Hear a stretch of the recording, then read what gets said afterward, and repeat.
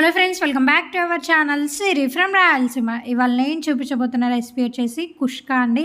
ఎప్పుడు బిర్యానీ రైస్లు, కలర్ రైస్లు అవే కాకుండా ఒకసారి ఇలా వెజ్ ఫ్లేవర్డ్ రైస్ కుష్కా ట్రై చేశారంటే టేస్ట్ అయితే చాలా అంటే చాలా బాగుంటుందండి.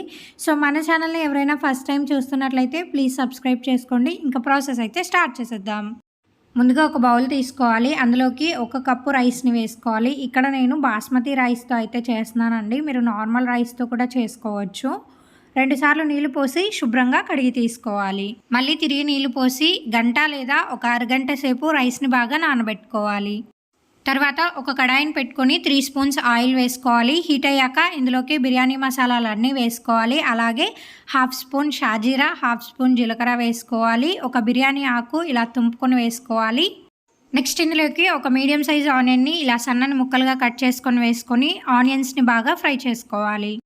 తర్వాత ఇందులోకి ఒక 4 పచ్చిమిర్చిని ఇలా చీలికలుగా కట్ చేసుకొని వేసుకొని ఫ్రై చేసుకోవాలి. ఇప్పుడు ఇందులోకి 1 స్పూన్ అల్లం వెల్లుల్లి పేస్ట్ని వేసుకొని పచ్చివాసన పోయేంత వరకు ఫ్రై చేసుకోవాలి. తర్వాత ఇందులోకి 2 మీడియం సైజ్ టమాటాలని ఇలా సన్నని ముక్కలుగా కట్ చేసుకొని వేసుకోవాలి. టమాటాలు బాగా మెత్తగా మగ్గేంత వరకు ఫ్రై చేసుకోవాలి. నెక్స్ట్ ఇందులోకి 1/2 స్పూన్ పసుపు, అలాగే 1 స్పూన్ కారం, 1 స్పూన్ ధనియాల పొడి, కొంచెం కొత్తిమీర వేసుకొని మొత్తం అంతా ఒకసారి బాగా కలుపుకోవాలి. నెక్స్ట్ ఇందులోకి 1/2 కప్పు పెరుగును వేసుకొని మొత్తం అంతా బాగా కలుపుకొని పెరుగులో నుండి ఆయిల్ పైకి తేలేంత వరకు ఫ్రై చేసుకోవాలి. ఇలా ఆయిల్ పైకి తేలుతున్నప్పుడు మనం ముందుగా నానబెట్టుకున్న రైస్ని వేసుకొని ఫ్లేమ్ని హైలోనే పెట్టుకొని 1 నిమిషం బియ్యం అనేది విరగకుండా మొత్తం అంతా బాగా కలుపుకోవాలి.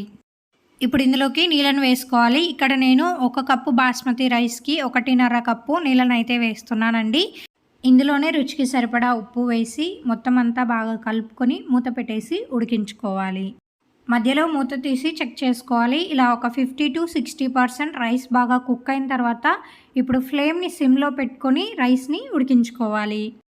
సిమ్లో పూర్తిగా ఉడికించుకున్న తర్వాత చూడండి, ఇక మనకి కుష్కా అయితే రెడీ అయిపోయింది. అసలు స్మెల్లే సూపర్గా వస్తుందండి. టేస్ట్ అయితే ఇంకా బాగుంటుంది. ఇక మన సూపర్ టేస్టీ కుష్కా అయితే రెడీ అయిపోయిందండి. సర్వ్ చేసుకోవచ్చు. ఇందులోకి పెరుగు రైతాతో సర్వ్ చేసుకుంటే కాంబినేషన్ అయితే సూపర్గా సెట్ అవుతుంది. సో తప్పకుండా ట్రై చేయండి. ట్రై చేసిన తర్వాత కమెంట్ బాక్స్లో నాతో షేర్ చేసుకోండి రెసిపీ మీకు ఎలా వచ్చింది అని.